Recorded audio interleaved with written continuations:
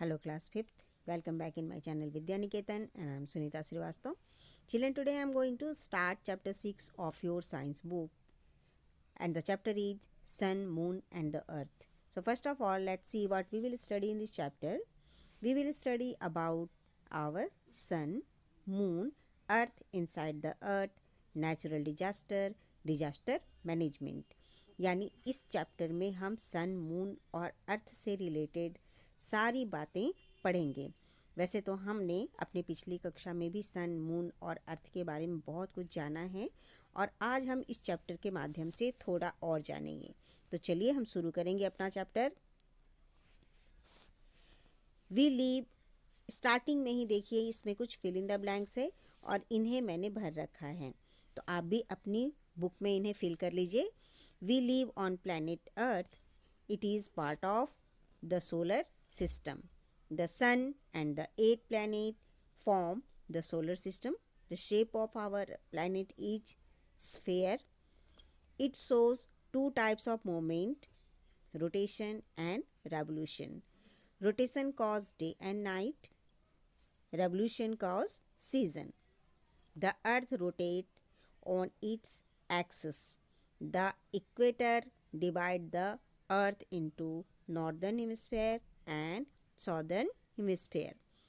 The earth is surrounded by a layer of air भी भर सकते हैं हम यहाँ पे और gases भी लिख सकते हैं. That is called atmosphere. The atmosphere contains gases such as oxygen and nitrogen. The earth pulls all the objects towards itself due to force called gravity. आगे ये फिल इन द ब्लैंक्स जो था हमने पूरा कर लिया क्योंकि हमने ये सारी बातें अपनी पिछली कक्षाओं में पढ़ा हुआ है। और चलिए अब हम आगे पढ़ेंगे। You have already read that the solar system is made up of the sun and 8 planet.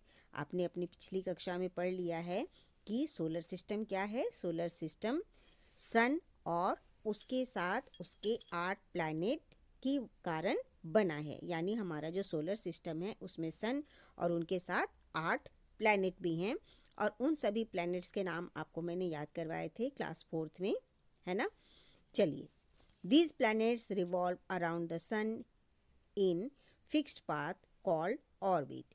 तो ये जो सारे प्लैनेट हैं ये अपने एक फिक्स्ड पाथ पर ये रिवॉल्व करते हैं जिन्हें हम ऑर्बिट कहते हैं। In addition of the 8 planets, the solar system has asteroids, meteors, satellites, dust and gases. तो जो हमारा सोलर सिस्टम है जिसमें कि सन है और उसके 8 प्लैनेट्स हैं, उनके अलावा हमारे सोलर सिस्टम में एस्ट्रॉइड्स यानी कि क्षुद्र ग्रह, मेटियोर्स यानी कि उल्काएं, सैटेलाइट यानी कि उपग्रह, डस्ट यानी धूल और गैसें भी होती हैं। तो ये देखिए यहाँ जो पिक्चर है वो हमारे सोलर सिस्टम का है और एक ये फिक्स्ड पाथ पर सूर्य के चारों तरफ चक्कर लगाते हैं। रोटेशन की वजह से क्या बनते हैं, दिन और रात, और रेवोल्यूशन की वजह से सीजन चेंज होते हैं। ठीक है, ये हमने क्लास 4th में पढ़ा था और अगर आपने नहीं देखे हैं तो आप उस वीडियो को भी ज़रूर देखें और आप अपने इसमें जो सोलर सिस्टम के बारे में जो भी चीज़ें हैं वो सभी आपके क्लियर हो जाएंगे। चलिए हम आगे बढ़ते हैं और अब हम पढ़ेंगे सन के बारे में। द सन यानी हमारा सूर्य। The sun is the centre of our solar system. It gives us heat and light. Without the sun's energy the earth would have no life at all. कहने का मतलब ये है कि जो सूर्य है ये हमारे सोलर सिस्टम का सेंटर या केंद्र होता है, यानी बीच में होता है। ये हमें गर्मी और रोशनी देता है। सन एनर्जी के बिना पृथ्वी पर जीवन की कल्पना भी नहीं की जा सकती, यानी सोलर एनर्जी के बिना अर्थ पर लाइफ पॉसिबल नहीं है। The sun is the closest star to the earth. It is a hot ball of glowing gases. Like our sun, there are numerous other stars scattered across our galaxy, the Milky Way. सूर्य पृथ्वी का सबसे नज़दीकी तारा है, यह चमकदार गैसों का गर्म गोला है। हमारे सूर्य की तरह बहुत से अन्य तारे हमारी गैलेक्सी यानी हमारी जो आकाशगंगा मिल्की वे है उसमें बिखरे हुए हैं। या हम सिंपल वे में कहें तो हमारी गैलेक्सी जो कि मिल्की वे के नाम से जाना जाता है, उसमें सन की तरह बहुत से स्टार भरे पड़े हैं। सन को हम स्टार कहते हैं क्योंकि जिसे हम स्टार कहते हैं, जो हमें रात में दिखाई देता है, वो हमसे बहुत दूर है और हम इसलिए उसकी रोशनी और गर्मी हम तक नहीं पहुंच पाती। और सूर्य अर्थ के बहुत ही करीब है और इसीलिए इसकी रोशनी और गर्मी हम तक पहुंच पाती है। तो ये भी एक स्टार है।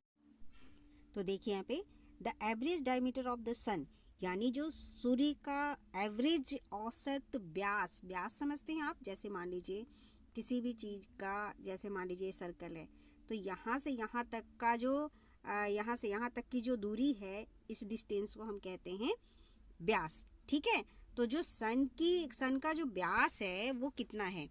सन का जो व्यास है वो 8,64,000 माइल्स, माइल समझते हैं, बहुत दूरी, जिसको हम दूरी में नापते हैं, तो 8,64,000 माइल्स जितनी दूर है, which is about 109 times the size of the earth, जो कि पृथ्वी से 109 गुना बड़ा है। सूर्य मुख्यतः दो गैसों से बना है, हाइड्रोजन और हीलियम। सन के सेंटर का जो टेम्परेचर है वो लगभग 27 मिलियन डिग्री फ़ारेनहाइट है, यानी देख लीजिए कि ये कितना ज़्यादा गर्म है ना। चलिए आगे हम यहाँ पे गुड टू नो भी देख लेते हैं कि इसमें क्या है। Mars is known as the red planet, Mars को रेड प्लैनेट यानी लाल ग्रह के नाम से जाना जाता है। क्यों? क्योंकि उसका रंग लाल है। Mercury is the smallest planet, mercury सबसे छोटा ग्रह है। Jupiter is the largest planet, Jupiter सबसे बड़ा ग्रह है। Pluto is a dwarf planet, Pluto भी हमारे जो सोलर सिस्टम का एक प्लैनेट था, लेकिन अब ये प्लैनेट हमारे सोलर सिस्टम में नहीं आता, ये अब ड्वार्फ प्लैनेट कहलाता है। A dwarf planet orbit the sun like other planet but is much smaller. जो ड्वार्फ प्लैनेट यानी किसको हिंदी में क्षुद्र ग्रह कहते हैं, ये भी बाकी प्लैनेट्स की तरह सन के चारों तरफ घूमता है, परिक्रमा करता है, लेकिन ये साइज में बहुत छोटा है, ये बहुत छोटा है। इसी वजह से इसकी गिनती जो प्लैनेट्स हैं उनके अंदर नहीं होती। A constellation is a group of stars that form a particular shape in the sky. Constellation जो होता है वो बहुत सारे तारों के समूह को कहा जाता है, जिससे एक पर्टिकुलर शेप आसमान में दिखाई जाता है। जैसे हम कहते हैं ना ओरियन होता है, और जिसे हम उड़न खटोला कहते हैं ना इंग्लिश में, हिंदी में सॉरी, तो वो उस तरह का शेप आसमान में बन जाता है, वो ही होता है हमारा कॉन्स्टिलेशन। यानी ये क्वेश्चन भी आ सकता है, what do you mean by constellation? तो constellation is a group of stars that form a particular shape in the sky. जब भी आप आसमान में रात को देखेंगे तो आपको कुछ पर्टिकुलर शेप दिखेंगे जो कि तारों से बने होते हैं, उन्हीं को हम कहते हैं constellation. An asteroid is a relatively small dormant rocky body orbiting the sun. तो यहाँ पे एन एस्टेरॉयड, एस्टेरॉयड किसको कहते हैं? क्षुद्र ग्रह को। ठीक है, तो जो क्षुद्र ग्रह हैं ये अपेक्षाकृत बहुत ही छोटे हैं और निष्क्रिय हैं। ठीक है, सक्रिय नहीं है, ये निष्क्रिय हैं, अनएक्टिव हैं, चट्टानी पिंड हैं, और ये कैसे हैं? रॉकी हैं, और जो कि सूर्य की परिक्रमा ये भी करते हैं। ओके, चलिए हम पढ़ेंगे अब मून के बारे में। मून यानी कि चंद्रमा। The moon is the biggest and brightest thing that we see in the night sky. It is the only place beyond the earth where the humans have set foot. It is the natural satellite of the earth. It revolves around the earth in its orbit. चंद्रमा जो कि हम अपनी पृथ्वी से देख पाते हैं, ये क्या है? ये काफ़ी चमकीला, बहुत ही बड़ा और काफ़ी चमकीला एक चीज़ की तुलना यहाँ की गई है। तो या ये आसमान में चमकता हुआ जो कि हमें रात में दिखाई देता है चंद्रमा, ये काफ़ी चमकीला और बड़ा सा चीज़ है जो कि रात को हमें दिखाई देता है। It is the only place, यही एक ऐसा प्लेस है बियॉन्ड द अर्थ, अर्थ के बाद, where the human have set foot, जहाँ की मनुष्य ने पैर रखे। यानी पृथ्वी के बाद चांद ही एक ऐसा जगह है जहाँ मनुष्यों ने पैर रखा है। It is the natural satellite of the earth, ये हमारी पृथ्वी का प्राकृतिक उपग्रह है। सैटेलाइट का मतलब क्या होता है? उपग्रह। ये हमारी पृथ्वी का प्राकृतिक उपग्रह है। It revolves around the earth in its orbit, और ये अपनी ऑर्बिट में, अपनी कक्षा में पृथ्वी के चारों तरफ चक्कर लगाता है। The distance between the Earth and the Moon is around 3,84,400 kilometers. The Moon is slowly moving away from the Earth, getting about an inch farther each year. The Moon is less than a third the width of the Earth. It has a radius of 1,737.5 kilometers. यानी कि पृथ्वी और चंद्रमा की दूरी लगभग 3,84,400 kilometre है, और चंद्रमा धीरे धीरे पृथ्वी से 1 इंच दूर जाता जा रहा है, यानी दूर हटता जा रहा है। चंद्रमा पृथ्वी के चौड़ाई से 1/3 से भी कम है। ठीक है, ये 1/3 से भी कम है।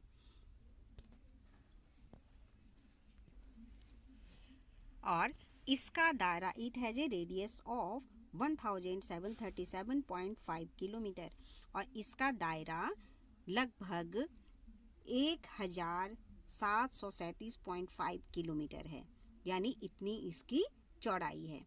तो हमने यहाँ पे क्या पढ़ा? जो पृथ्वी और चंद्रमा के बीच की दूरी है वो लगभग 3,84,400 किलोमीटर है, और चंद्रमा धीरे धीरे पृथ्वी से दूर होता जा रहा है। हर साल लगभग ये 1 इंच पीछे हटता जा रहा है।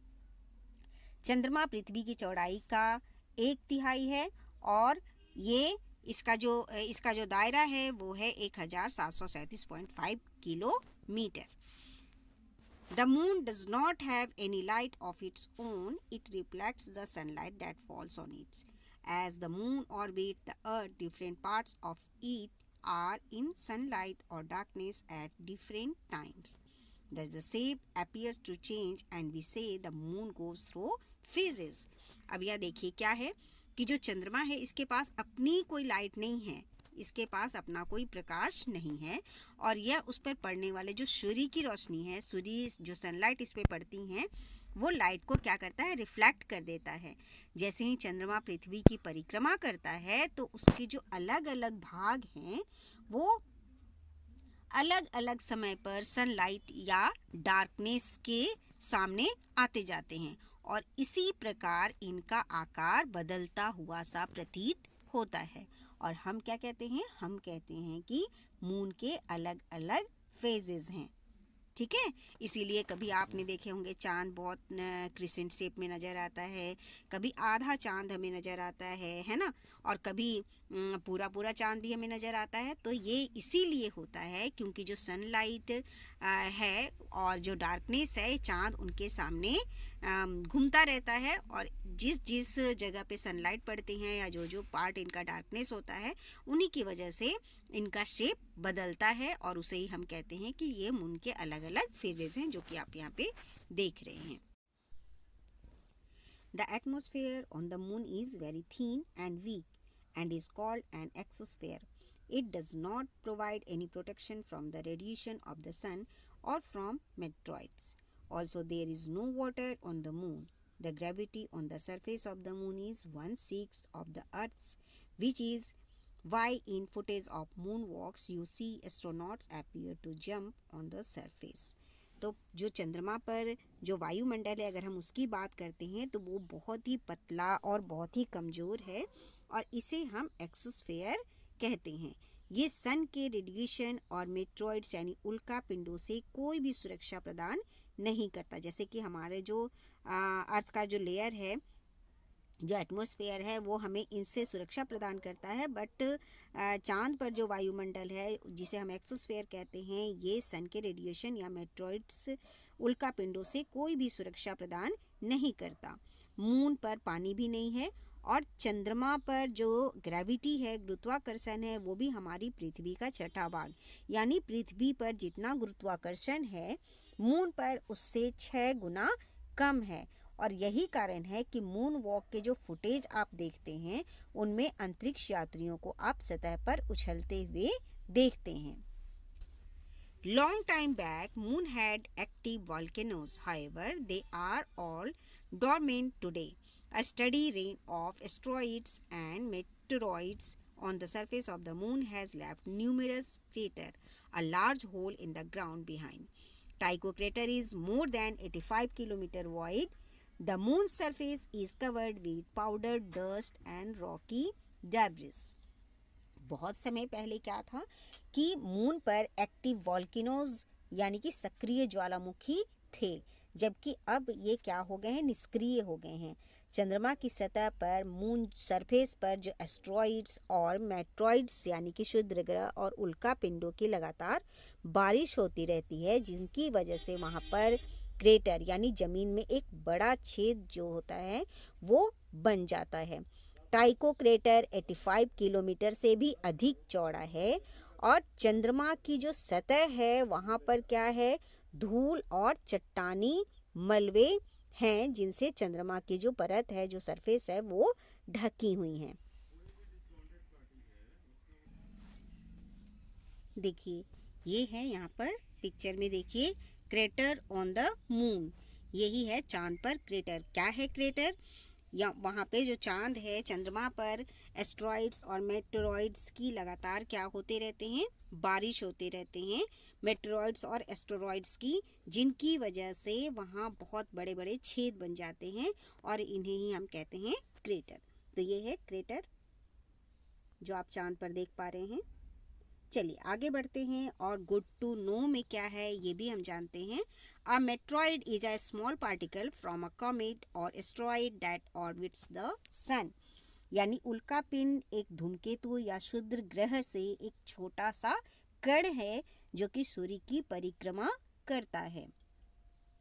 A meteor is a light phenomena that result when a meteoroid enters the earth atmosphere and vaporize. It is also called a shooting star. उल्का वह प्रकाश परिधरना है जिसके परिणाम स्वरूप उल्का पिंड पृथ्वी के वायुमंडल में प्रवेश करता है और फिर वाष्पित हो जाता है। इसे हम शूटिंग स्टार के नाम से भी जानते हैं। A meteorite is a meteoroid that survives its passes through the Earth's atmosphere and lands upon the Earth's surface. एक उल्कापिंड जो पृथ्वी के वायुमंडल और पृथ्वी की सतह पर भूमि के माध्यम से अपने मार्ग से बचाता है, यही है ये गुड टू नो में। अब आगे है चेक योर प्रोग्रेस, यानी आपने कितना सीखा और कितना जाना। आइए हम चेक करें। तो सबसे पहला जो हमारा क्वेश्चन है, मैं सारे क्वेश्चन के आंसर यहाँ पर लिख नहीं पाऊंगी क्योंकि कुछ क्वेश्चंस के आंसर बड़े भी हैं इसमें।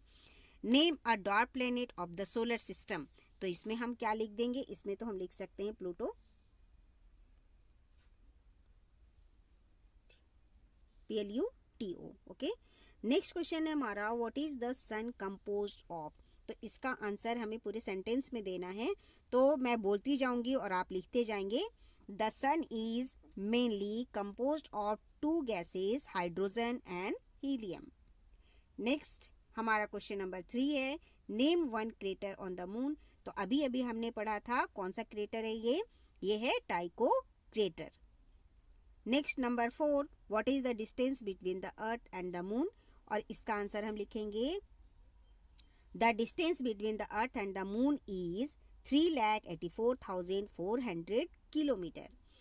Last question 5, what is the name of our galaxy. तो इसमें हम लिख देंगे मिल्की वे।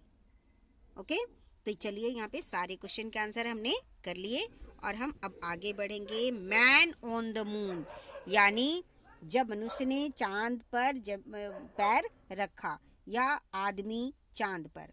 तो यहाँ पे कुछ पिक्चर्स बने हैं, देखिए ये है Apollo 11 Saturn V space vehicle है ये, और सबसे पहले यही गया था चांद पर। दूसरा यहाँ astronaut on the moon, astronaut जो कि चांद पे पहुंचे थे उस समय की तस्वीर है ये। नेक्स्ट है boot print of the moon, sorry boot print of man on the moon, तो यहाँ पे उनके बूट की प्रिंट है ये, ठीक है। चलिए अब हम पढ़ेंगे इसको। The moon is the most explored heavenly body in our solar system. A number of spacecrafts from different space agencies around the world have visited the moon. It is the only place beyond the earth where humans have set foot. तो यहाँ देखिए, जो moon है, जो चंद्रमा है, हमारे solar system का सबसे एक्सप्लोर्ड हेवनली बॉडी है, यानी इसकी खोज सबसे ज़्यादा हुई है। यही एक ऐसा हेवनली बॉडी है जिसकी खोज सभी ने की है। दुनिया भर की विभिन्न अंतरिक्ष एजेंसियों के कई अंतरिक्ष यान चंद्रमा की यात्रा कर चुके हैं। पृथ्वी के बाद यही एकमात्र ऐसी जगह है जहां मनुष्य ने पैर रखे हैं, और अभी तक मनुष्य ने कहीं भी पैर नहीं रखी हैं। पृथ्वी के बाद चंद्रमा ही ऐसी जगह है जहाँ की मनुष्य ने पैर रखे हैं। The first manned mission on the moon happened on July 16, 1969. On this day, Apollo 11 Saturn V space vehicle was launched from Cape Kennedy Space Center, Florida, USA, carrying Commander Neil Armstrong, Command Module pilot Michael Collins, and Lunar Module pilot Edwin Buzz Aldrin. तो यहाँ देखिए, चंद्रमा पर जो पहला मानव mission मानव जो था कि यानी चांद पे जाने के लिए जो मिशन हुआ था स्टार्ट, वो 16 जुलाई 1969 को हुआ था। और उस दिन अपोलो सैटर्न वी नामक जो स्पेस शिप थी, यानी कि जो अपोलो सैटर्न वी थी, वो Cape Kennedy space centre Florida USA से उड़ान भरी थी, और जिसमें कि नील आर्मस्ट्रॉन्ग के साथ साथ command module pilot Michael Collins और lunar module pilot Edwin Buzz Aldrin, ये सभी लोग शामिल थे। The launch module Eagle landed on the moon on July 20, 1969 at about 109 hours, 42 minutes after the launch. Armstrong put his first step on the moon. He, along with Aldrin, spent around 2 hours and 31 minutes on the moon, collecting surface samples. He described the events as one small step for man, one giant leap for mankind. Module eagle launch हुआ 20 जुलाई 1969 को और चांद पर उतरा। Launch के लगभग 109 घंटे और 42 मिनट के बाद नील आर्मस्ट्रॉन्ग ने चंद्रमा पर अपना पहला कदम रखा था। उन्होंने एल्ड्रिन के साथ जो वहाँ के सरफेस हैं उनके सैंपल कलेक्ट किए थे, यानी वहाँ की सतह के नमूने एकत्र करने के लिए चांद पर वो लगभग 2 घंटे 31 मिनट तक का समय उन्होंने वहाँ पर बिताया था। उन्होंने इस घटना को मनुष्य के लिए एक छोटा कदम और मानव जाति के लिए एक विशाल छलांग के रूप में वर्णित किया है। तो आज हमने यहाँ चांद के बारे में पढ़ा, और अब हम अगली वीडियो में अर्थ से स्टार्ट करेंगे और चैप्टर के एंड तक पढ़ेंगे। तब तक आप अपनी पढ़ाई जारी रखें। आप दोबारा से एक बार चैप्टर को पढ़ें, और जो भी समझ नहीं आएगा आप उसे कमेंट बॉक्स में ज़रूर लिखें। तब तक के लिए अपना ध्यान रखें और अपनी पढ़ाई जारी रखें। थैंक यू बच्चों। Have a nice day and bye.